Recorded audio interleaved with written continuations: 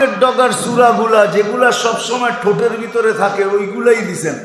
সূরা ইখলাস, কুল হুয়াল্লাহ, সূরা ফালাক, সূরা নাস, যে জুমার পরে ৭ বার পড়বে, ৭ বার পড়বে আগামী জুমা পর্যন্ত, সে সমস্ত ধরনের কঠিন রোগ বিপদ আপদ থেকে সুরক্ষিত থাকবে,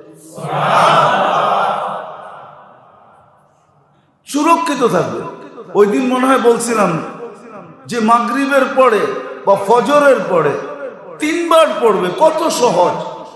সুবহানাল্লাহিল আযীম ওয়া বিহামদিহি ওয়ালা হাওলা ওয়ালা কুওয়াতা ইল্লা বিল্লাহ 3 বার পড়বে।